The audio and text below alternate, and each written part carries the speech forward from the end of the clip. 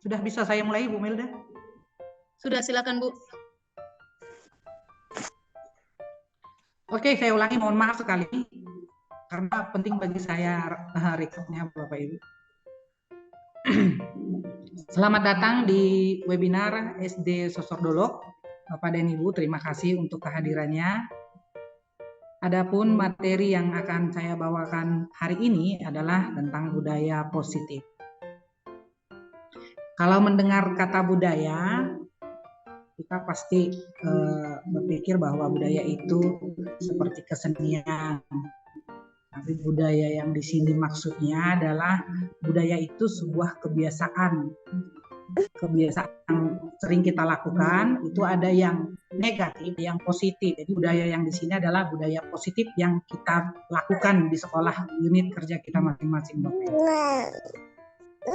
Kemudian ada 5 topik yang akan saya bawakan. Yang pertama, disiplin positif dan nilai-nilai kebajikan universal. Yang kedua, yaitu teori motivasi, hukuman, penghargaan, dan restitusi.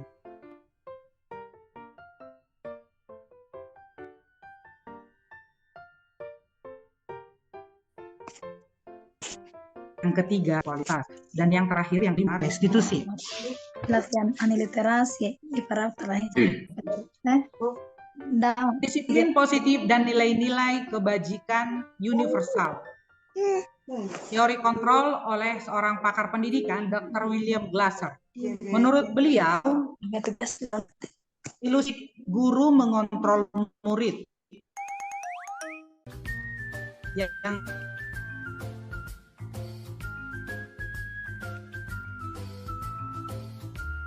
kedua, ini penguat positif bahwa bersalah mendapatkan karakter bahwa orang tua memiliki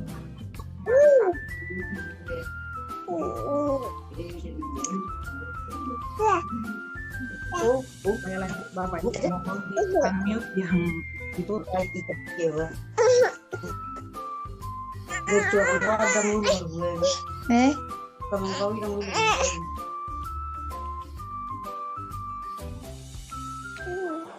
siapa sesungguhnya yang memiliki kontrol. Nah, kita para guru, para pendidik diarahkan agar bergerak dari stimulus respon ke teori kontrol atau pilihan. Stimulus respon itu seperti ini Bapak Ibu. Kita mencoba mengubah orang agar berpandangan sama dengan kita. Orang lain bisa mengontrol saya. Saya bisa mengontrol orang lain. Pemaksaan ada pada saat bukan gagal, kemudian model berpikir menang kalah. Kalau menurut minta tolong kepada Ibu siapa ya Ibu untuk di unmute Bu biar jelas biar yang lain tidak terganggu. Emang kata ya toh benar kepala hidung Hanifah Sari. Ibu Hanifah Sari, Bu tolong di unmute Bu.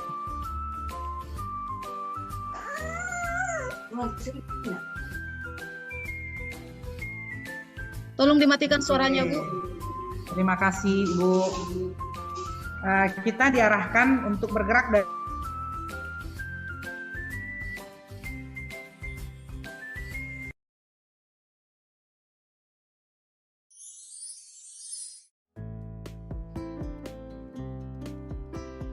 yang dapat mengontrol diri Anda. Kemudian kolaborasi menciptakan pilihan-pilihan baru dan model berpikir menang-menang. Model berpikir menang-menang ini atau win-win solution ini Bapak Ibu, itu pola pikir yang memperhatikan semua pihak. Tidak hanya berpikir satu sisi ego, tetapi memenangkan banyak ego. Kerangka berpikir win-win solution ini adalah kerangka berpikir dari hati yang terus-menerus mencari keuntungan bersama dalam berinteraksi. Artinya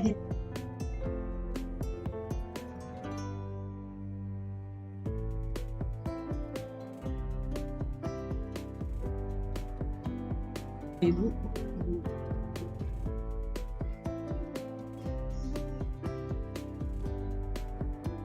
makna disiplin. Kata disiplin berasal dari arti kata yang sama dengan disiplin atau murid atau pengikut.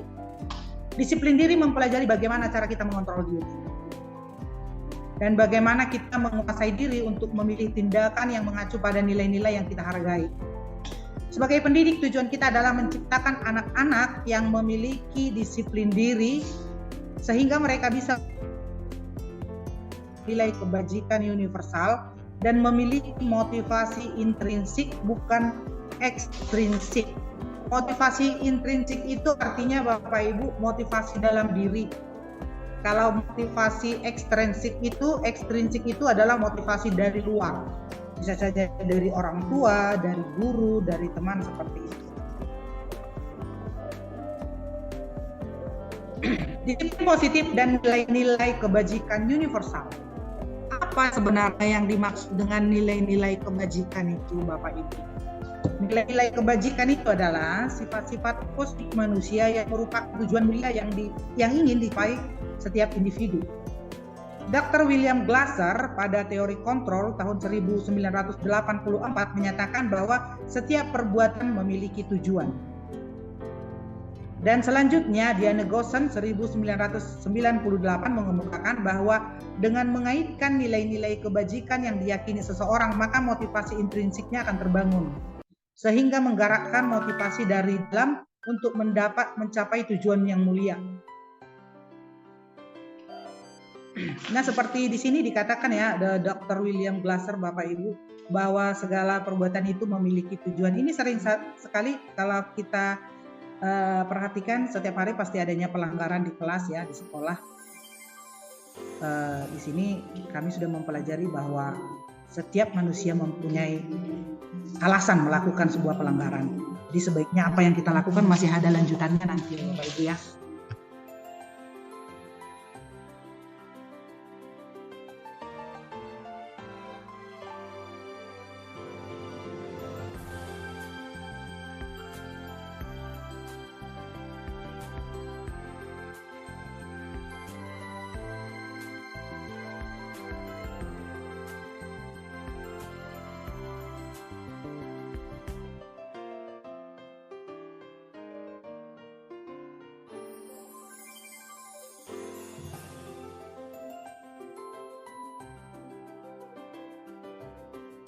Toleransi, rasa hormat, integritas, mandiri, menghargai, antusias, empati, keingintahuan, kreativitas.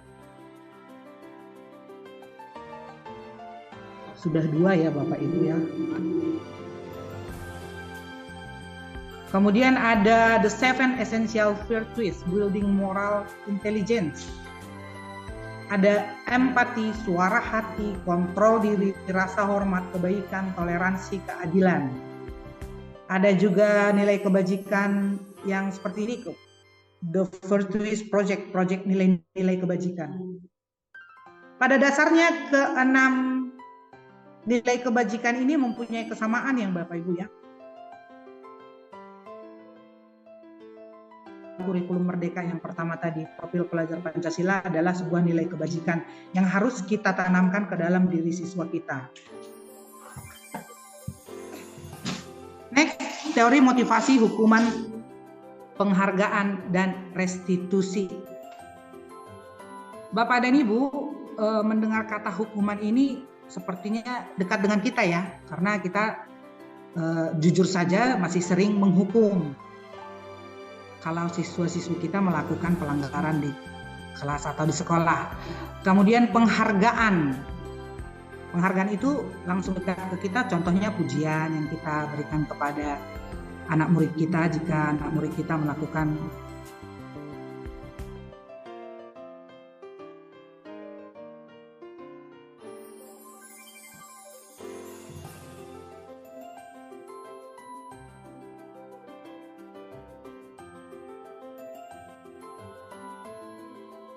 mendengarnya setelah di dalam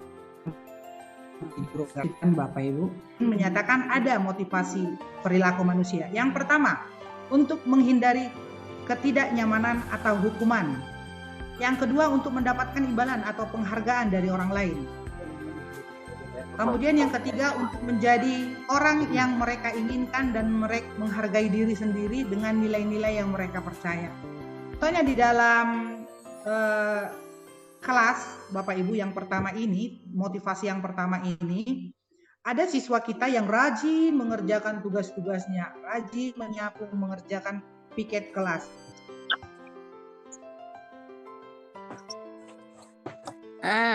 Sinyalku. Untuk menghindari ketidaknyamanan atau hukuman, karena apa? Mungkin kita di kelas Bapak Ibu memberlakukan, jika tugas piket tidak dilakukan, mungkin ada hukum.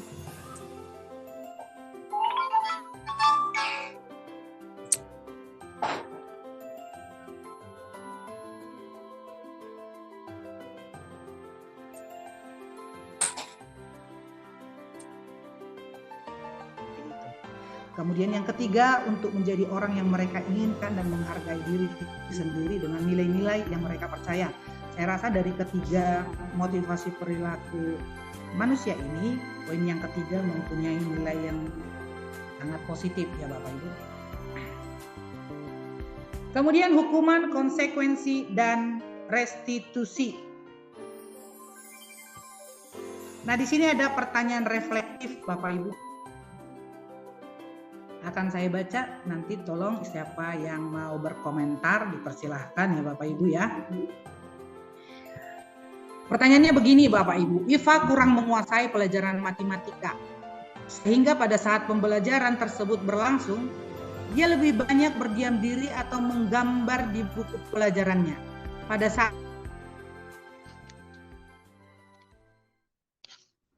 gugup dan tak sengaja menjatuhkan tasnya dari kursi, serta tiba-tiba menjadi gagap pada saat berupaya menjawab. Seluruh kelas pun tertawa melihat perilaku Iva yang berbicara tergagap dan terkejut. Pak Seno pada saat itu teman-temannya Iva menertawakan Iva yang tergagap dan malu luar biasa. Dan malahan minta Iva untuk maju ke depan dan berdiri di depan kelas sambil menunjuk hidungnya karena dia tidak bisa menjawab pertanyaan Pak Seno. Kelas semakin gaduh dan anak-anak pun tertawa melihat Iva di depan kelas memegang ujung hidungnya. Pertanyaannya Bapak Ibu, apakah setuju dengan tindakan Pak Seno terhadap Iva? Mengapa?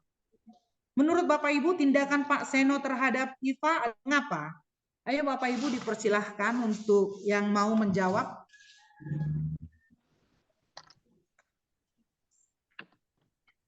Boleh Bapak Ibu yang mau menjawab, boleh di resen atau kolom chat. Juga. Kita akan bantu nanti untuk membacakan. Apa tadi pertanyaannya? Nggak tahu. Oke, Ibu udah ada ya raise hand Ibu Melda? Ya.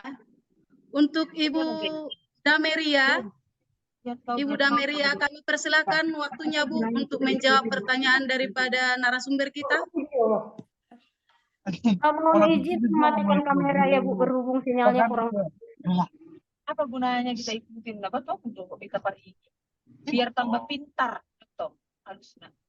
Halo Bu, bisa dengar suara saya Bu? Silakan Bu, silakan. Bisa diulang sedikit lagi pertanyaannya tadi Bu? Baik, terima kasih. Pak Hari, mohon maaf, di-unmute Pak. Pak Hari Simajuntak. Di-unmute Pak. Oke, terima kasih. Pertanyaannya saya ulang sebentar lagi, ya sekali lagi ya. Iva kurang menguasai pelajaran matematika. Sehingga pada saat pelajaran tersebut berlangsung, dia lebih banyak berdiam diri atau menggambar di buku pelajarannya. Pada saat guru matematikanya, Pak Seno, menanyakan pertanyaan, Iva menjadi gugup dan tak sengaja menjatuhkan tasnya dari kursi. Serta tiba-tiba menjadi gagap pada saat upaya menjawab. Cara gagap dan terkejut tersebut. Pak Seno pada saat itu teman-teman Iva menertawakan Iva yang tergagap dan malu biasa. Dan malahan meminta Iva untuk maju ke depan dan berdiri di depan kelas sambil menunjuk hidungnya karena tidak bisa menjawab.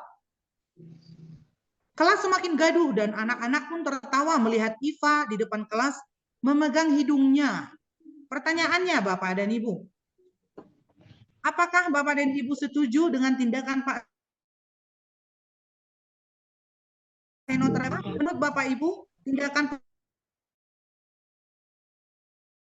mengapa? Silakan Bu. Ya, terima kasih Bu. Menurut saya tidak setuju dengan apa yang dilakukan Pak Seno karena telah membuat dengan sengaja telah mempermalukan siswa. Kemudian tipe kontrol yang digunakan Pak Seno adalah tipe penghukum Bu. Di mana? Hah? Apa itu? Abes.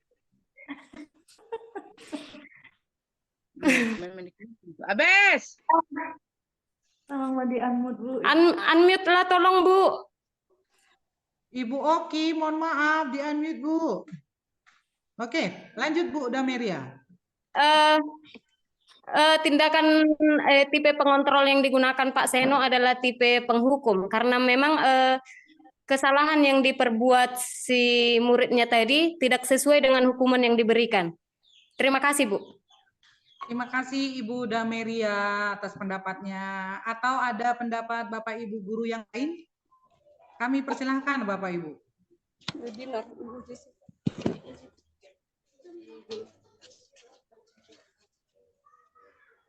Oke, betul sekali. Kalau tidak ada lagi yang mau menanggapi, betul sekali Bu Dameria. Tindakan dari Pak Seno itu adalah hukuman, bukan konsekuensi. Kita lanjut, Bapak Ibu.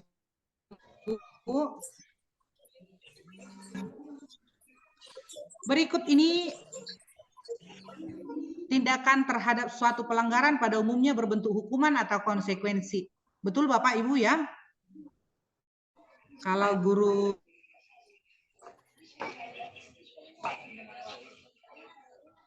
ternyata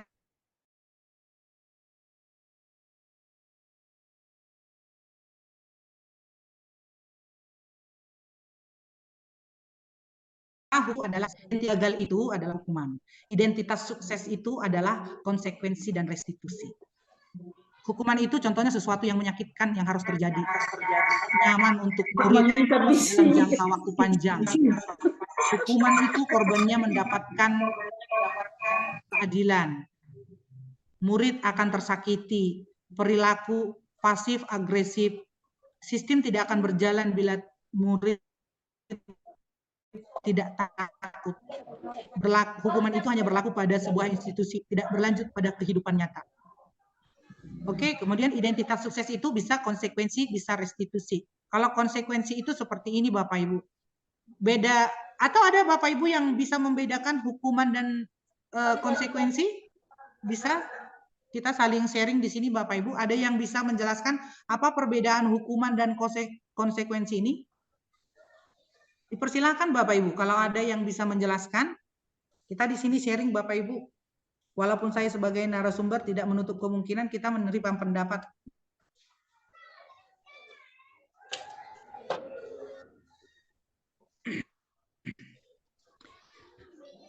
Baik, kalau tidak ada saya lanjut ya Bapak Ibu ya. Next kita akan belajar apa perbedaannya. Kemudian di sini identitas gagal, identitas sukses. Jadi kalau hukuman itu murid belajar menyembunyikan kesalahan. Hukuman juga mencoba mengontrol anak dengan penguatan negatif. Dia disuruh membayar kesalahannya, seperti itu hukuman. Kemudian hukuman itu dampaknya pada murid marah, merasa bersalah, mengasingkan diri. Hukuman itu juga tiba-tiba tidak diharapkan atau sangat melukai. Kemudian hukuman itu dibuat sepihak oleh guru. Hukuman itu juga menyakitkan, guru menjalani konsekuensi dengan menyalahkan, mengkritik, menyindir, dan merendahkan.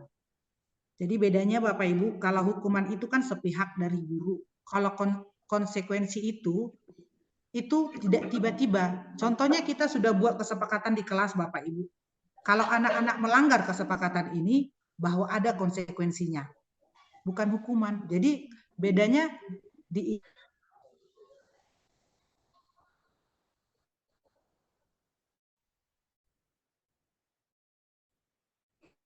itu konsekuensinya. Tetap mengerjakan PR akan menumpuk seperti itu. Itu konsekuensi bedanya. Baik, Bapak Ibu, saya lanjut. Hukuman. Hukuman itu bersifat tidak terencana atau tiba-tiba. Anak atau murid tidak tahu apa yang akan terjadi. Tidak dilibatkan. Hukuman bersifat satu arah dari pihak guru yang memberikan, dan murid hanya menerima suatu hukuman tanpa melalui suatu kesepakatan atau pengarahan dari pihak guru, baik sebelum atau sesudahnya. Hukuman itu yang diberi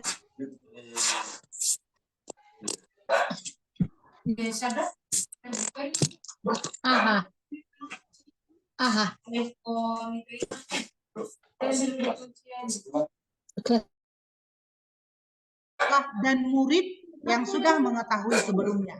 Konsekuensi yang akan diterima bila ada pelanggaran. Pada konsekuensi, murid tetap dibuat nyaman untuk jangka waktu pendek. Konsekuensi biasanya diberikan berdasarkan suatu data yang umumnya dapat diukur. Nggak bagus sinyalku. Ibu Doni Hartati Sitorus, unmute Bu. Oke, terima kasih. Setelah 3 kali tugasnya tidak diselesaikan pada batas waktu yang diberikan, murid melakukan kegiatan di luar kegiatan pembelajaran, misalnya mengobrol. Murid tersebut akan kehilangan waktu bermain dan harus menyelesaikan tugas karena ketertinggalannya. Itu konsekuensinya, Bu. Jadi tidak ada hukuman fisik, tidak ada kata-kata kasar, tapi dia menebus kesalahannya seperti itu. Dihukum oleh penghargaan.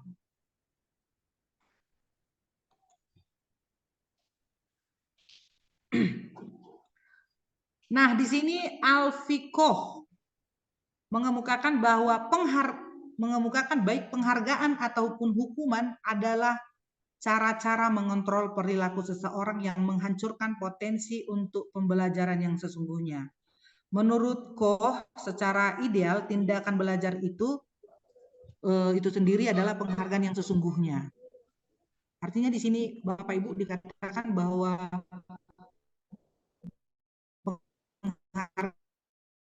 penghargaan dan hukum artinya salah, Pak Ibu. Pengaruh jangka pendek dan jangka panjang. Penghargaan efektif jika menginginkan seseorang melakukan sesuatu yang kita inginkan dalam jangka pendek. Jika kita menggunakan penghargaan lagi dan lagi, maka orang tersebut akan bergantung pada penghargaan yang diberikan serta kehilangan motivasi dari dalam. Ini maksudnya seperti ini Bapak Ibu. Ada anak-anak kita yang sering kita puji, ternyata dia melakukan sesuatu yang baik itu hanya mengharapkan penghargaan seperti itu. Apa ini buah naga?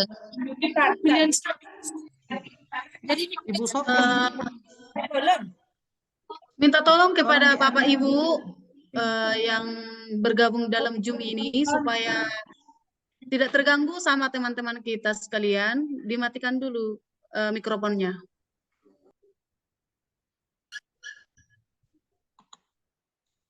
Oke, saya lanjut ya Bu Melda ya. Ya, baik Bu. Silakan. Jika kita mendapatkan penghargaan untuk melakukan sesuatu yang baik, maka selain kita senantiasa berharap mendapatkan penghargaan tersebut, kita pun menjadi tidak menyadari tindakan baik yang kita lakukan. Bapak Ibu, kenapa ya? Suatu penghargaan adalah suatu benda atau peristiwa yang diinginkan yang dibuat dengan persyaratan. Hanya jika Anda melakukan hal ini, maka Anda akan mendapatkan penghargaan yang diinginkan. Jika saya mengharapkan sesuatu penghargaan dan tidak mendapatkannya, saya akan kecewa dan berkecil hati. Serta kemungkinan lain kali saya tidak akan berusaha sekeras sebelumnya. Ini maksudnya Bapak Ibu, jika anak-anak kita tidak puji lagi, dia tidak akan berbuat baik lagi seperti itu. Jadi dikatakan penghargaan itu tidak efektif. Kita lanjut Bapak Ibu, penghargaan itu merusak hubungan. Ini maksudnya seperti ini Bapak Ibu. Jika saya terus-menerus memuji satu orang, contohnya saya selalu memuji Tasya di kelas saya, Tasya ini tidak akan dikawani temannya yang lain. Karena mereka menganggap diri mereka itu gagal. Dalam bahasa Batak, nunga mak, hola si Tasya duhasian niwi. Tasya ini nanti nggak dikawani. Akhirnya penghargaan itu dinilai merusak hubungan. Seperti itu Bapak Ibu.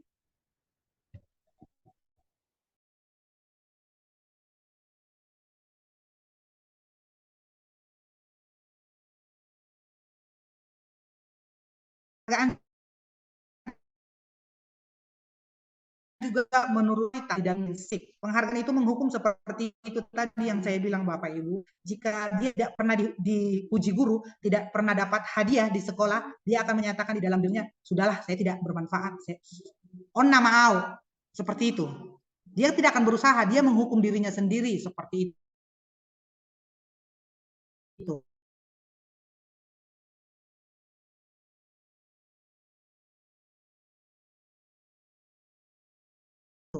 Jadi penghargaan itu mematikan kreativitas itu. Contohnya karena dia berbakat, karena seseorang ini berbakat dan kreatif, dia digaji untuk melakukan sebuah proyek.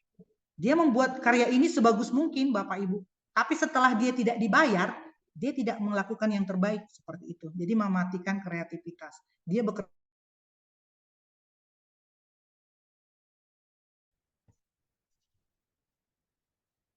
Sampai di sana ada pertanyaan Bapak Ibu, dipersilahkan loh. Biar kita, atau kita lanjut saja.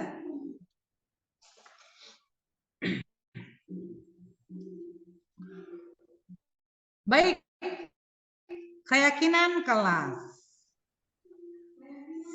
Saya yakin di sini Bapak Ibu guru, tapi sebelum ke materi keyakinan kelas ada pertanyaan ini. Mengapa keyakinan kelas dan bukan peraturan kelas? Ayo Bapak Ibu silakan ditanggapi. Mengapa keyakinan kelas bukan peraturan kelas? Dipersilakan Bapak Ibu menanggapi.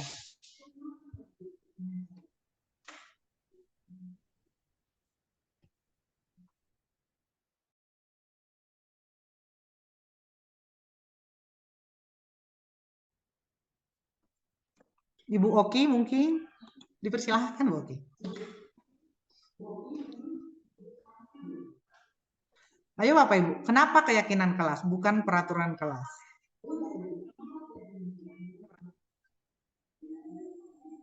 Host juga bisa jawab loh Bu Milda.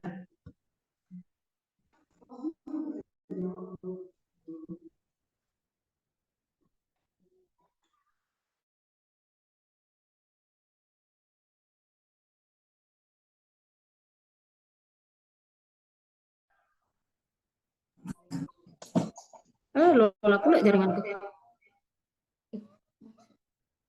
Mati.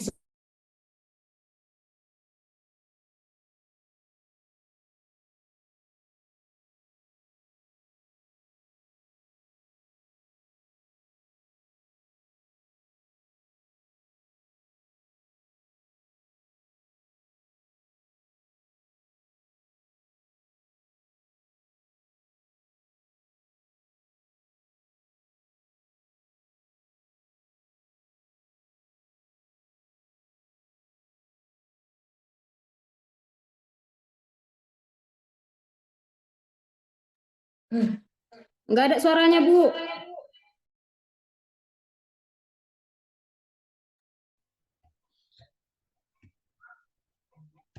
Oke, mengapa keyakinan kelas dan bukan peraturan kelas?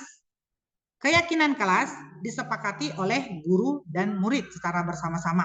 Ketika ajaran di kelas baru, tahun ajaran baru kan, guru menanyakan kepada murid, kelas apa yang kalian inginkan. Di sana nanti akan berdiskusi, guru beserta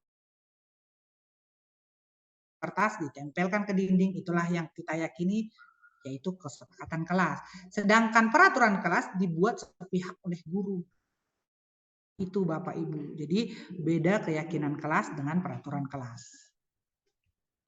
Oke, pembentukan keyakinan kelas atau keyakinan sekolah. Yang pertama, keyakinan kelas bersifat lebih abstrak daripada peraturan. Jadi Bapak di sini, Bapak Ibu, saya ternyata setelah ikut pendidikan guru penggerak, yang kesepakatan yang saya buat di kelas itu salah. Ternyata keyakinan kelas itu bersifat abstrak. Jadi yang saya tuangkan, kami tuangkan bersama anak-anak murid saya di kelas itu seperti ini.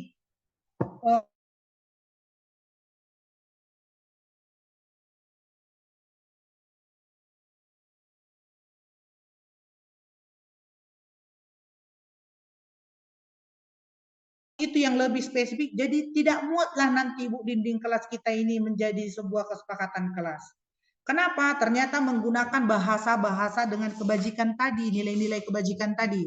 Contohnya guru tidak boleh memukul murid, teman tidak boleh memukul teman lainnya. Itu bisa kita ganti dengan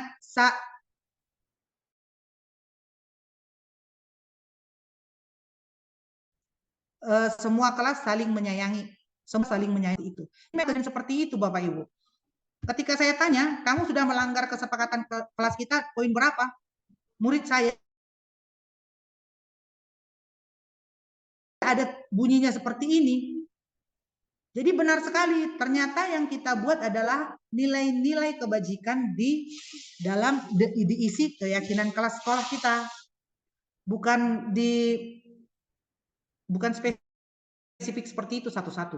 Jadi anak-anak juga bisa kita jelaskan bahasa apa yang harus kita bikin. Begini contoh keyakinan kelas Bapak Ibu. Ini contoh keyakinan kelas 1. Setiap anggota kelas perlu belajar. Setiap anggota kelas perlu senang.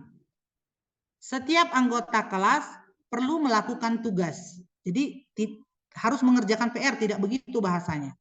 Setiap anggota kelas perlu melakukan tugas. Setiap anggota perlu saling menghargai. Seperti itu maksudnya, bahasanya yang abstrak Bapak Ibu, tidak spesifik.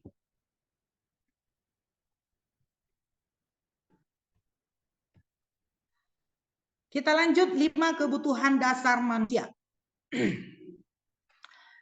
Bapak Ibu, ada 5 kebutuhan dasar manusia yang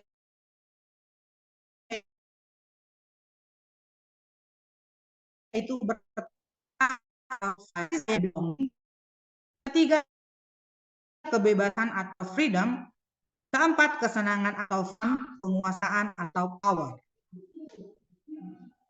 Di sini kita sebagai pendidik harus tahu kebutuhan dasar manusia yang 5 ini. Begitu, ketika tiba-tiba dalam kelas kita mengajar, ada anak yang selalu berhayal, pasti di antara kebutuhan dasar manusia yang 5 ini ada beberapa yang tidak terpenuhi, atau mungkin kelima-limanya tidak terpenuhi. Jadi kita tidak serta-merta marah. Paroha utuson, honna marangananga doho. Sebaiknya jangan begitu Bapak Ibu. Kita tanyakan dulu, kebutuhan kita selidiki dulu kebutuhan dasar mana yang tidak terpenuhi.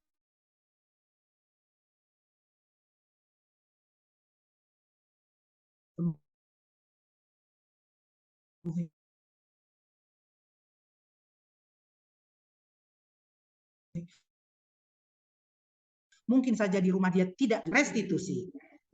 Yang pertama penghukum, yang kedua pembuat merasa bersalah, yang ketiga teman, yang keempat pemantau, dan yang kelima manajer. Ini posisi kita sebagai pendidik ya Bapak Ibu ya, juga sebagai orang tua. Ini berlaku juga sebagai orang tua.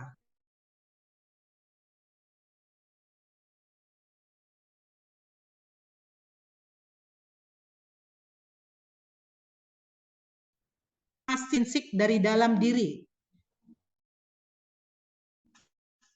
Motivasi eksternal itu adalah sebuah identitas gagal Bapak Ibu. Motivasi intrinsik itu adalah identitas yang berhasil atau sukses. Guru, kalau guru penghukum seperti menghardik, menunjuk, menyakiti, menyindir. Kemudian guru pembuat merasa bersalah itu berceramah, menunjukkan kekecewaan mendalam. Kalau guru sebagai teman itu membuatkan alasan-alasan untuk murid-muridnya. Guru sebagai pemantau menghitung dan mengukur. Guru sebagai manajer itu mengajukan pertanyaan-pertanyaan. Nah, dalam bahasa kesehariannya Bapak Ibu, kalau guru penghukum itu bahasanya seperti ini. Kalau kamu tidak melakukannya, saya akan hukum kamu, seperti itu. Kalau guru pembuat merasa orang bersalah, bahasanya seperti ini. Kamu sudah mengecewakan Bapak dan Ibu.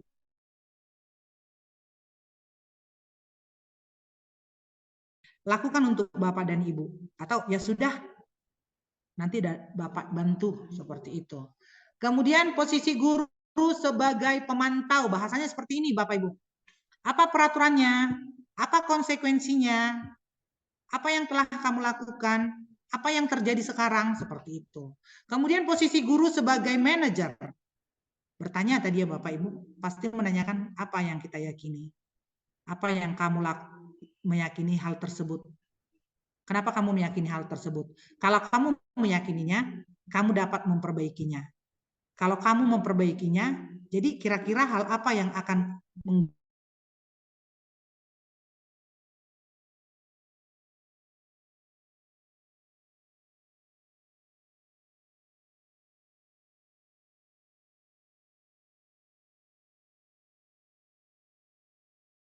menggambarkan tentang itu adalah suatu proses dialog yang dijalankan oleh guru atau orang tua agar dapat menghasilkan murid yang mandiri dan bertanggung jawab.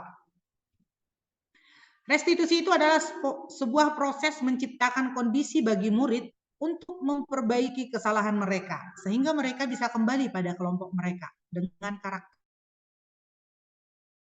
yang lebih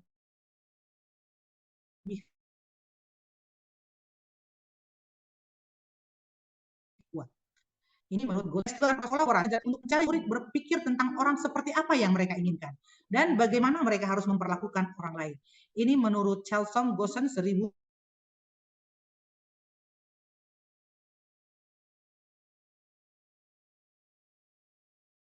restitusi. Ada 3 sisi yang menjelaskan tentang apa yang harus guru lakukan untuk menangani murid atau anak yang bermasalah.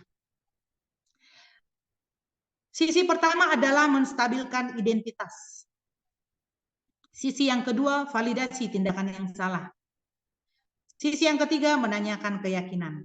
Kembali ke sisi yang pertama, menstabilkan identitas. Bahasa-bahasa yang kita gunakan Bapak Ibu di sini contohnya, anak tidak mau menjawab ketika kita tanya, kenapa tadi? Yang kita lakukan di sini, setiap orang pasti melakukan kesalahan. Ayo nak, kenapa tadi kamu begitu?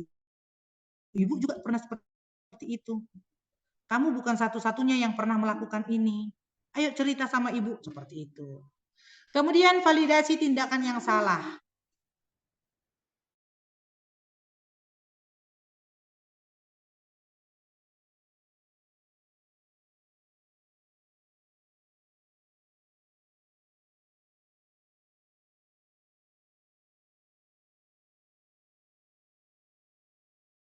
Segitiga restitusi Bapak Ibu yang kita lakukan sebagai pendidik di kelas. Contoh pertanyaan, kalau ada anak-anak ada yang bermasalah Bapak Ibu ya, contoh pertanyaan pada menstabilkan identitas ini, contohnya seperti ini, membuat kesalahan itu sesuatu yang wajar. Manusia tidak ada yang sempurna.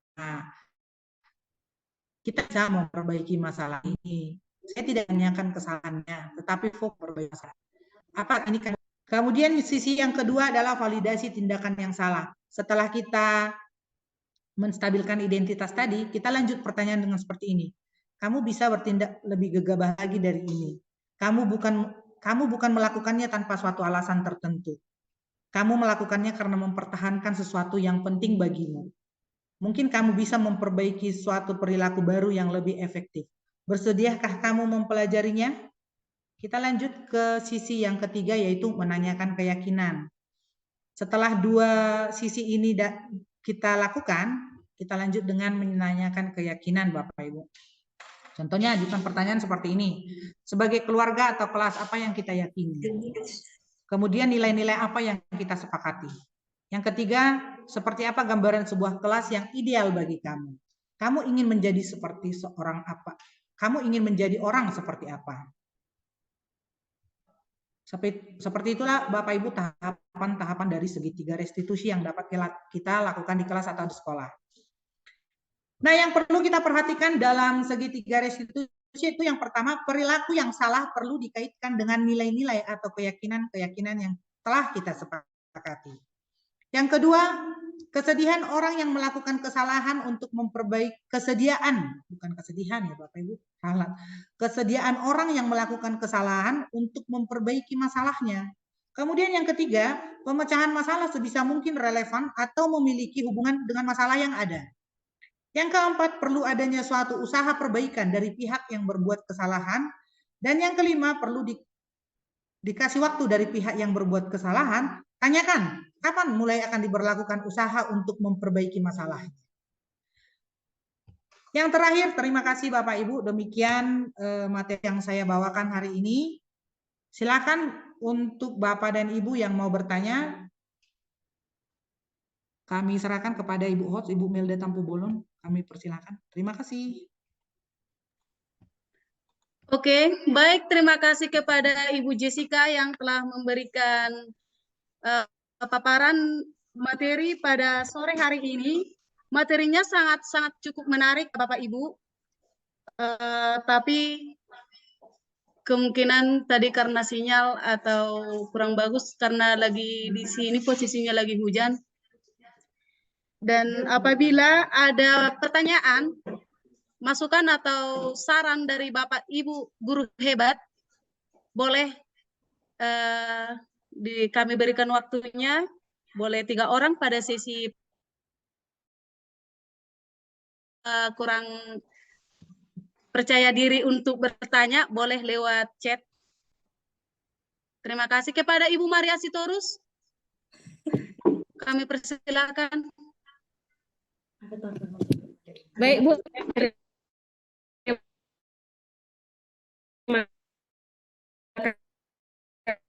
kasih.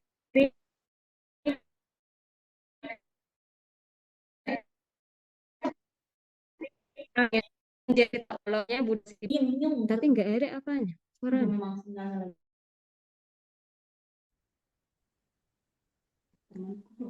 Ya silakan Ibu Sitorus. Mana tahu jaringannya kurang bagus juga, Bu. Oh, saya ulang ya, Bu.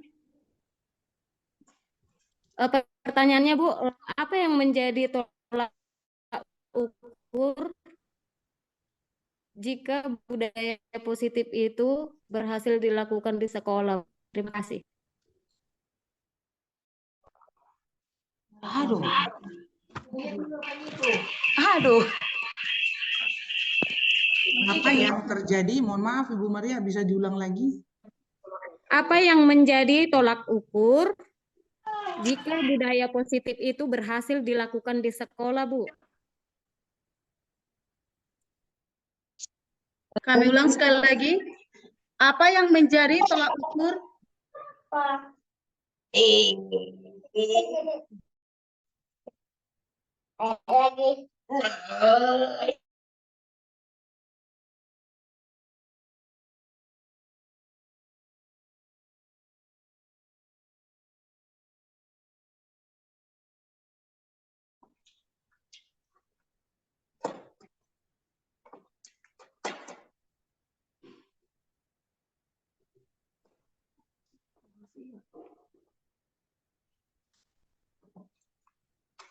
Langsung kita jawab Ibu Melda atau ada guru yang lain bertanya Ya, lagi? tadi kesepakatannya apabila ada 3 orang yang mau bertanya untuk sesi pertama. Dipersilahkan loh Bapak Ibu, atau di kolom chat juga bisa ya Bapak Ibu ya.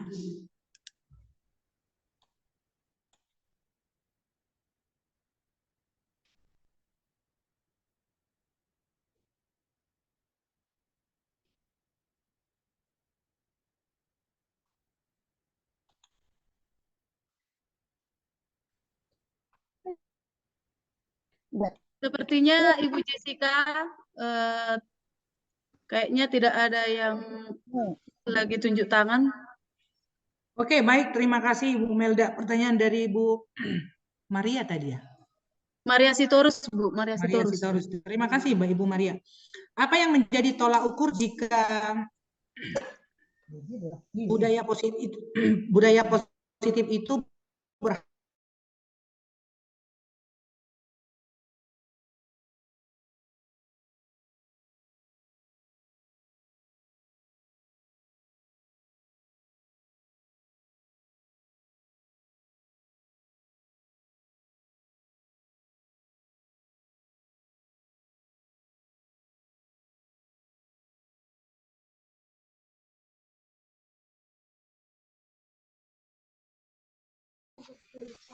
Halo Ibu Melda, kami diskusi tentang program sekolah.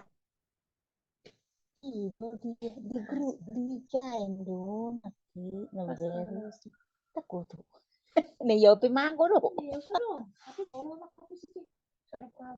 Ibu Karlina Hutahayan. Ibu kan tanya nih nak. Tolong di-unmute, Bu. Aku nggak mati. Aku nggak dunia. Dunia.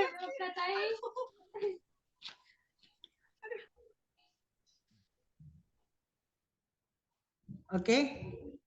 Terima kasih Ibu Karlina Hutahayan. Jadi dari program sekolah yang kami lakukan, Ibu Maria Sitorus, seperti ini. Kami memilih Satgas Kebersihan di sekolah. Ada Satgas Kebersihan, ada Satgas bully, ada Satgas. Kami pilih ketuanya, Ibu. Jadi Satgas ini mengarahkan teman-temannya, contohnya Satgas Kebersihan ini mengajak rekan-rekannya dari kelas 1 sampai kelas 6 untuk membersihkan lingkungan sekolah. Jadi ketika kami guru piket sampai di sekolah ini jam 7 kurang 15, lokasi sekolah kami sudah bersih, Ibu Maria. Jadi saya rasa mereka sudah punya kesadaran. Kebersihan itu sudah membudaya di sekolah kami ini karena mereka ditugaskan. Mereka punya tim yang bekerja. Ketika saya sampai di sekolah, contohnya minggu kemarin saya piket, sampai sampah tidak ada lagi. Kamar mandi sudah bersih, buku-buku teman-teman baca sudah terpaling baik. Perpustakaan sudah dibuka, sudah disapu, bahkan dipel, seperti itu. Jadi kita mulai dari strategi ya Bu. Kita buat strategi dulu, apa yang dilakukan. Contohnya masalah kebersihan, solusi yang kami tawarkan kepada murid seperti itu. Yang kami buat adalah Satgas dulu. Kemudian Satgas ini akan kami panggil setiap minggunya. Untuk kami tanyai, seperti apa, berhasil tidak program ini. Kemudian kalau ada yang gagal, kita perbaiki, kemudian kita buat lagi rencana tindak lanjutnya. Seperti itu menurut saya Ibu Maria Sitorus, sehingga ini menjadi suatu pembiasaan atau budaya positif yang dilakukan murid. Jadi hasilnya dapat kita lihat secara nyata Ibu Maria. Terima kasih, itu yang bisa saya jelaskan. Kalau ada Bapak dan Ibu yang bisa menambahkan, kami persilahkan. Bagaimana Ibu Maria Sitorus? Baik Bu, terima kasih, cukup menarik ya Bu. Intinya kalau misalnya budaya positif ini harus dilakukan secara berkelanjutan ya Bu. Ya, betul. Terima kasih Bu. Kemudian kita evaluasi, kemudian perbaiki. Keyakinan kelas juga seperti itu. Setelah saya ikut dalam pendidikan guru penggerak, ternyata keyakinan kelas itu pun bisa dievaluasi. Mana yang berhasil, mana yang tidak, kemudian kita perbaiki. Kita buat rencana tindak lanjutnya seperti apa. Terima kasih. Kami serahkan kepada Ibu host. Ibu Melda, silahkan Ibu Melda. Ya, terima kasih untuk Ibu Jessica yang sudah menjawab pertanyaan daripada Ibu Maria Sitorus. Ini ada pertanyaan dari kolom chat Ibu Jessica, dari Ibu Maulina Nurung. Bagaimana cara menerapkan budaya positif di sekolah? Boleh langsung bagaimana? Oke, terima kasih Ibu Melda. Bagaimana cara menerapkan budaya positif di sekolah?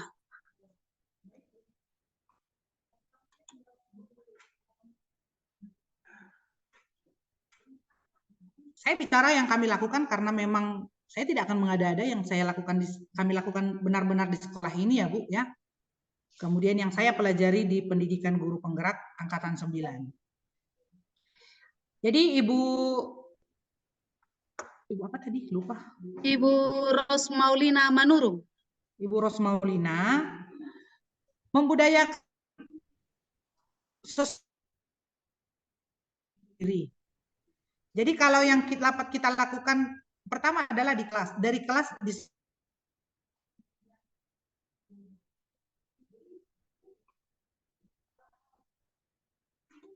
lalu merancang keyakinan kelas masing-masing. Keyakinan kelas itu kesepakatan kelas. Contohnya, untuk merawat tidak merusak bunga atau buku pelajaran tidak bercoret-coret, itu kan kita buat di kesepakatan kelas dulu, Bu. Sehingga berangkat dari kesepakatan kelas menjadi kesepakatan sekolah. Contohnya di kelas dia meyakini bahwa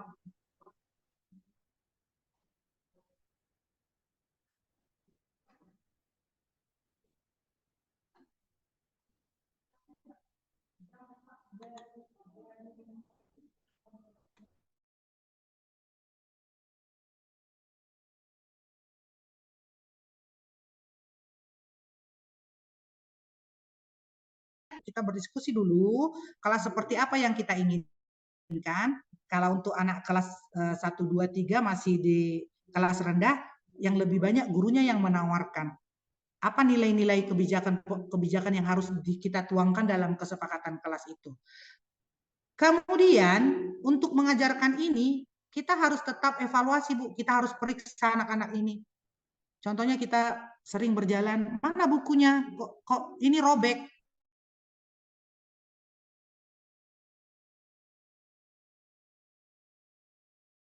Kalau Bapak dan Ibu beserta murid-murid sepakat di kelas untuk mengganti, silakan.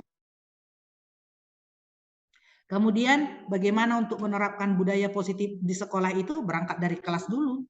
Dia berbuat baik di kelas, pasti di lingkungan sekolah juga begitu. Kalau di kelas ada larangan bully, pasti di sekolah juga tidak akan dilakukannya membuli seperti itu. Atau ada pendapat lain dari Bapak Ibu, silahkan.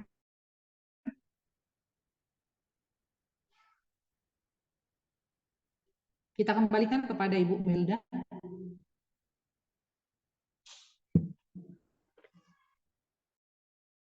Halo.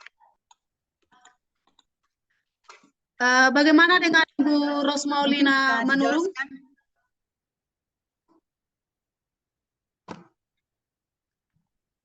Ibu Rosmaulina Manurung?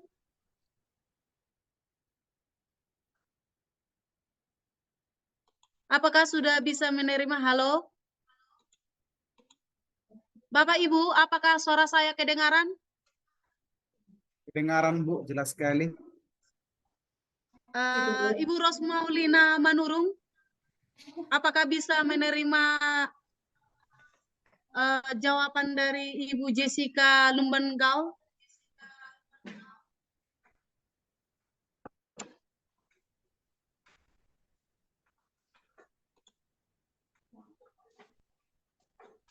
Oh ya, ada di sini lagi, Bu. Ibu itu lagi unmute.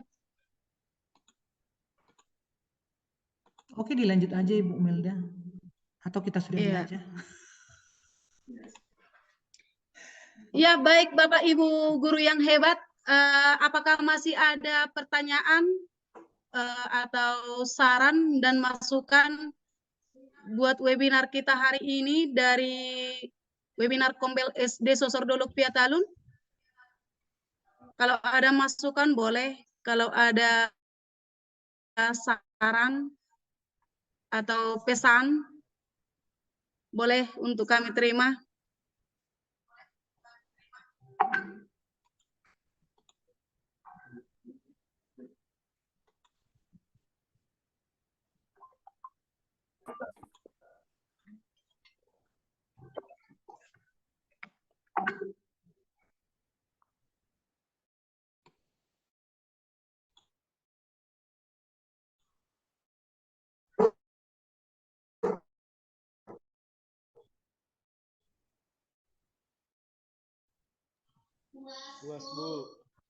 Puas, Bu.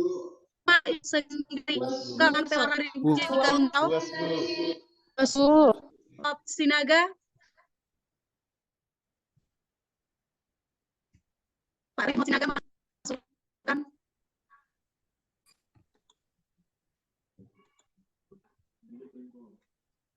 Mohon maaf, Bu Melda, jadi kurang bersahabat mungkin nanti ya, Bu. Tunggu sampai di Porsea. Oh ya, tunggu sampai di Porsea ya Pak.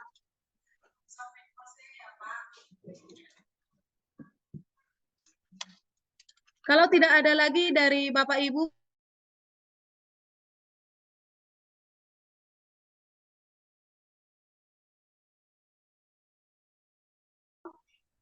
Kalau materi saya sudah cukup, Bu Melda. Oh ya, kalau materinya sudah cukup Bapak Ibu dan Bapak Ibu yang bergabung juga dalam webinar ini, tidak ada lagi pertanyaan, masukan atau pesan. Bolehlah kita sudahi webinar kita pada sore hari ini. Terima kasih kepada Bapak Ibu yang sudah setia untuk mengikuti acara webinar hari ini. Semoga bermanfaat. Untuk menutup acara ini, kami undang Bapak Joko Lumbantoruan. Apakah masih ada Bapak Joko Lumbantoruan?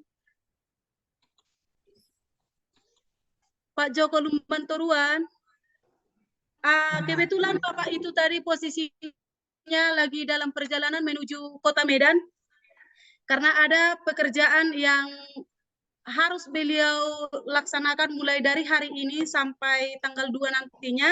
Kemungkinan Bapak itu lagi tidak masuk lagi dalam Zoom ini. Mudah-mudahan kalaupun kami sebagai host atau ketua dalam webinar ini untuk menutup acara ini, semoga acara webinar dari Kombel SD Sosordolok Piatalun dapat bermanfaat dengan baik. Dan terima kasih kami ucapkan kepada Bapak Ibu guru hebat yang telah setia dan bergabung dalam acara webinar ini. Webinar ini resmi kami tutup. Foto dulu, Bu Mel. Foto sama dulu lah, Bu, biar ada nanti Iya. hasilnya kan. Iya kan, Bu Des? Iyalah. Ibu guru hebat, tolonglah dibuka semua kameranya. Open kamera Bapak Ibu, kita berfoto bersama yuk. Si Ibu Onarida ini diam-diam.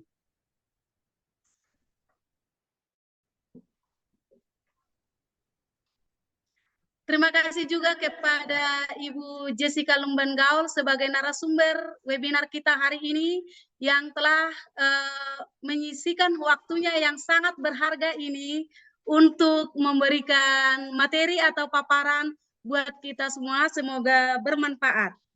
Terima kasih.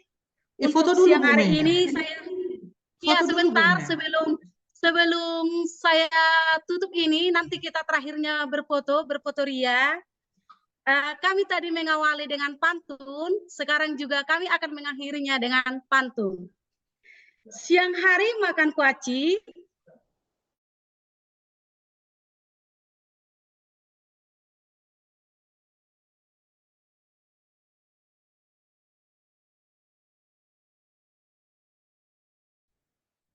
makan baik sama asik. Pinjam 100. Luas di pedesaan. Terima kasih untuk perhatian. Mohon maaf untuk kesalahan. Cakep. Sekian acara webinar SD Sosordolok Piatalun dari Kombel SD Sosordolok Piatalun. Horas. Horas. Tolong dibuka kameranya. Hanya dibuka, Bu.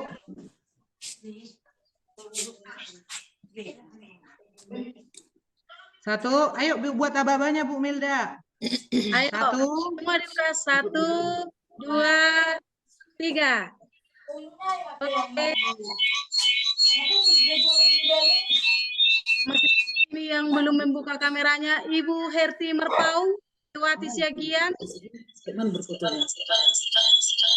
Ganti gaya Bu Mel, ganti gaya. Ya. Literasi. 1,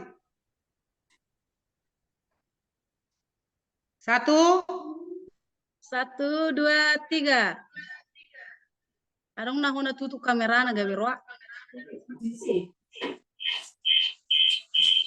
isi peta hulun aku lagi surat panggilan baik kamu. Kalau dicatat mana ribut. Kalau dicatat mana ribut. Nanti gaya lagi Bapak Ibu, gaya apa lagi sekali lagi? Sarangyo. Isi memang. 1, 2, 3. Oke. Oke, terima kasih Bapak Ibu. Terima kasih. Terima kasih. Selamat sore. Terima kasih untuk kehadirannya Bapak Ibu ya. Sore. Selamat sore juga Pak Ray yang ganteng. Sore, sore.